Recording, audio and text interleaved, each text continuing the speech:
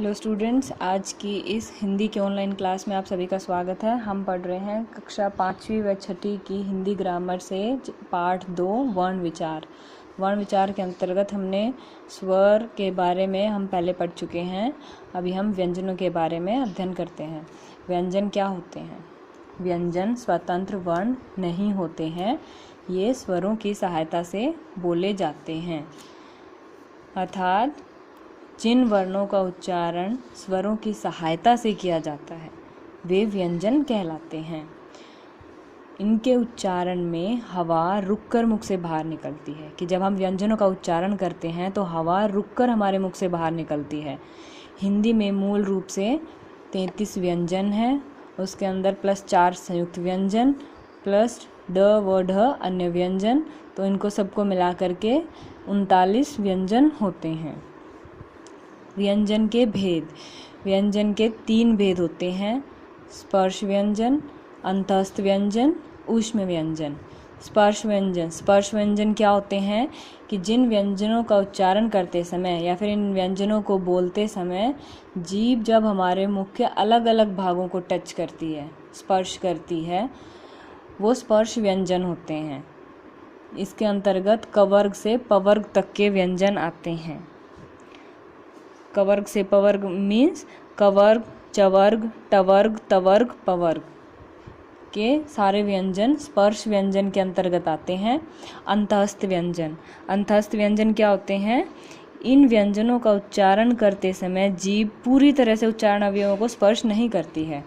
जैसे स्पर्श व्यंजन के अंदर तो अलग अलग स्थानों को टच करती थी, लेकिन इसके अंदर क्या है, पूरी तरह से टच नहीं करती है, तो वो अंतस्थ व्यंजन होते हैं। ये 4 होते हैं: य, र, ल, व। आप बोल के देखोगे इनको तो स्पर्श व्यंजन और अंतस्थ व्यंजन में आप लोगों को फ़र्क पता चलेगा। नंबर 3 है ऊष्म व्यंजन। ऊष्म व्यंजन क्या होते हैं कि इन व्यंजनों को बोलते समय मुंह में हवा रगड़ खाकर ऊष्मा निकलती है। अर्थात जब हम इन ऊष्म व्यंजनों का उच्चारण करते हैं तो जो हमारे मुंह से जो हवा निकलती है वो रगड़ खाने के बाद एक गर्मी सी पैदा करती है, इसलिए गर्मी मीन्स ऊष्मा पैदा करती है, तो इसलिए इनका नाम ऊष्म व्यंजन है। ये भी 4 होते हैं: श, श, श, ह। श, श, स, ह। आप इनको बोल के देखोगे तो पता चलेगा कैसे, मतलब थोड़ा रगड़ खा के हवा बाहर निकलती है। तो व्यंजन के कितने भेद होते हैं? व्यंजन के 3 भेद होते हैं: स्पर्श व्यंजन, अंतस्थ व्यंजन, ऊष्म व्यंजन। वे पढ़ते हैं संयुक्त व्यंजन। संयुक्त व्यंजन क्या होते हैं? एक से अधिक व्यंजनों के मेल से जो व्यंजन बनते हैं वो संयुक्त व्यंजन कहलाते हैं।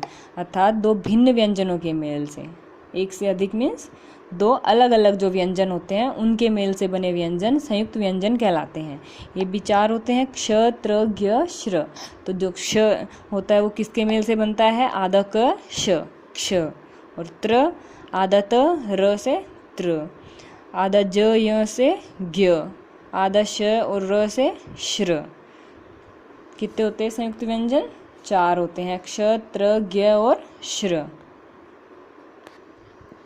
द्वित्व व्यंजन। द्वित्व व्यंजन कौन से होते हैं? जब 2 समान व्यंजन एक साथ मिलकर प्रयुक्त होते हैं। समान मीन्स एक जैसे। जब 2 एक जैसे व्यंजन एक साथ मिलकर प्रयुक्त होते हैं तो उन्हें द्वित्व व्यंजन कहते हैं। अर्थात इसके अंदर एक स्वर रहित व्यंजन होता है और एक स्वर सहित होता है।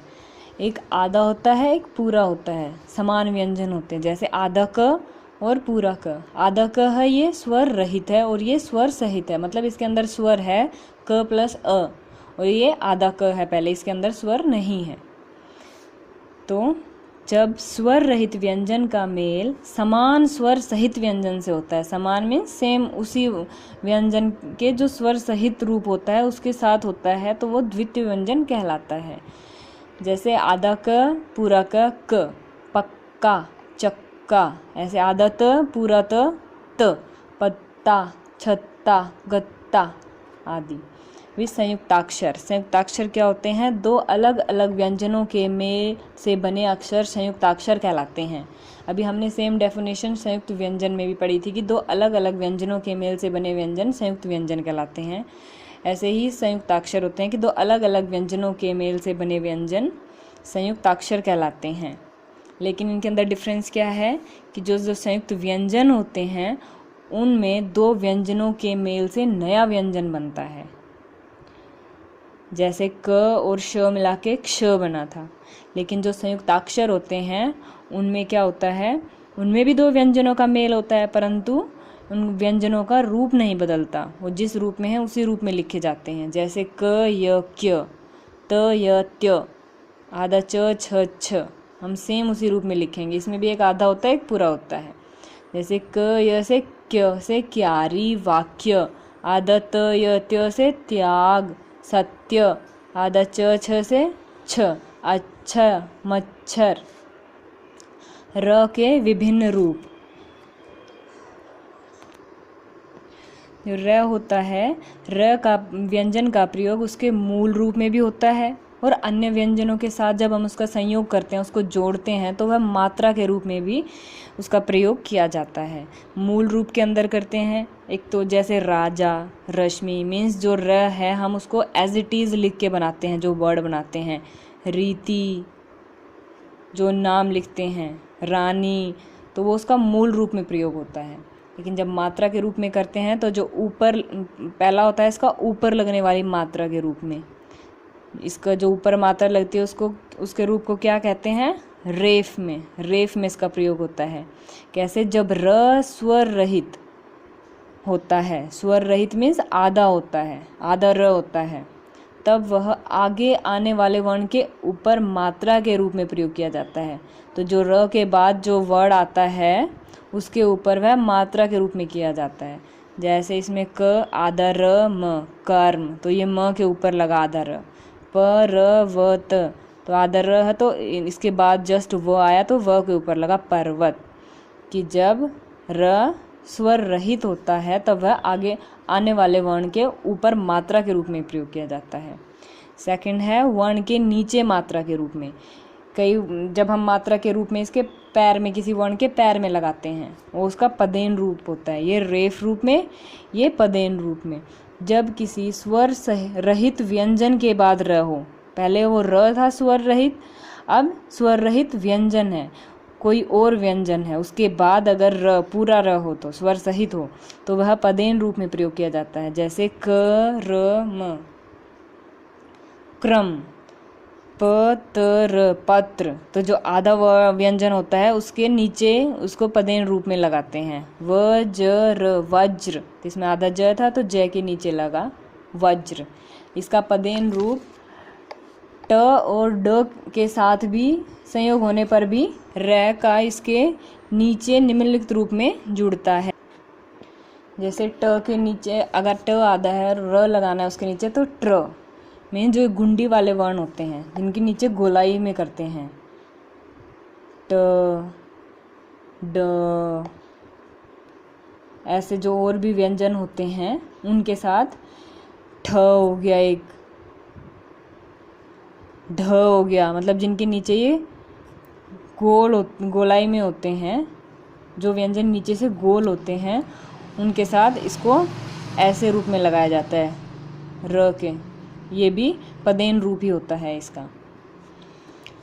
ड र ड्र, ड्रम, ड्रामा, ट्रेन, ट्रक, आया समझ में? तो ये भी इसका पदेन रूप ही है र का। एक री भी होता है, री स्वर भी मात्रा के रूप में प्रयोग होता है और इसका उच्चारण भी री की तरह ही किया जाता है। जैसे हम इसको बोलते हैं, री बोलते हैं, तो इसका उच्चारण भी री की तरह ही होता है। जैसे क री पा, कृपा, ग री ह, गृह। और एक श के साथ हमने संयुक्त व्यंजन में पढ़ा था, श के साथ जब र जुड़ता है तो क्या बनता है, श्र।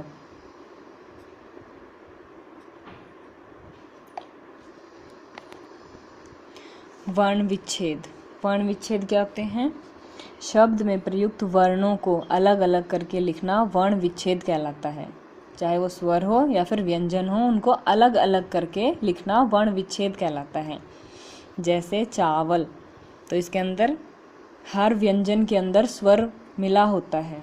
च, आ की मात्रा है आ, आधा च, आ, व, अ, ल, अ, चावल। मटका, आधा म, आधा ट, आधा क, आ मटका, नदी, आधा न, आधा न, द, ई नदी, कृपा, आधा क, री, प, आधा आ कृपा, ट्रक, आधा ट, आधा र, क्योंकि ट्र के अंदर ये आधा ट भी आधा है और र भी, आधा ट, आधा र, क, आधा क, ट्रक, बच्चा, आधा ब, आधा च, फिर आधा च और आ बच्चा। ट्रक के अंदर ट आधा होता है, र पूरा होता है, लेकिन र को जब हम र के अंदर भी अ मिक्स होता है तो हम उसको अलग अलग करके लिखते हैं, तो आधा र प्लस अ करके लिखेंगे ट्रक। तो वर्ण विच्छेद क्या होते हैं? वर्णों को अलग अलग करके लिखना वर्ण विच्छेद कहलाता है। तो अभी हमने क्या पढ़ा? व्यंजन किसे कहते हैं, व्यंजन के कितने भेद होते हैं, संयुक्त व्यंजन, द्वित्व व्यंजन, संयुक्ताक्षर और र के ऊपर मात्रा के विभिन्न रूप, र के और वर्ण विच्छेद क्या होते हैं। अभी कुछ एक दो क्वेश्चन बनते हैं, जैसे स्वर व व्यंजन में अंतर बताइए, स्वर और व्यंजन में क्या अंतर होता है। तो स्वर क्या होता है? स्वर वे वर्ण होते हैं जो बिना किसी की सहायता के बोले जाते हैं, उन स्वरों को बोलने के लिए किन्हीं ध्वनियों की सहायता नहीं लेनी पड़ती है, जैसे अ, आ, ई आदि। लेकिन जो व्यंजन होते हैं, व्यंजन क्या होते हैं? व्यंजन वे वर्ण है जो स्वरों की सहायता से बोले जाते हैं। व्यंजनों को बोलने के लिए स्वरों की सहायता लेनी पड़ती है। अनुस्वार और अनुनासिक में अंतर, अनुस्वार और अनुनासिक में क्या अंतर है? अनुस्वार क्या होते हैं कि अनुस्वार जिन स्वरों को बोलते समय हवा केवल नाक से निकलती है, अर्थात अनुस्वार का उच्चारण केवल नाक से किया जाता है, और जो अनुनासिक होता है उसके अंदर मुंह और नाक से, कि जिन स्वरों का उच्चारण करते समय हवा मुख और नाक से निकलती है उन्हें अनुनासिक स्वर कहते हैं। अनुनासिक का क्या होता है? चिन्ह, चंद्र बिंदु, और अनुस्वार का क्या होता है? बिंदु। आशा करती हूँ आप सभी को वर्ण विचार अच्छे से समझ में आ गए होंगे। धन्यवाद।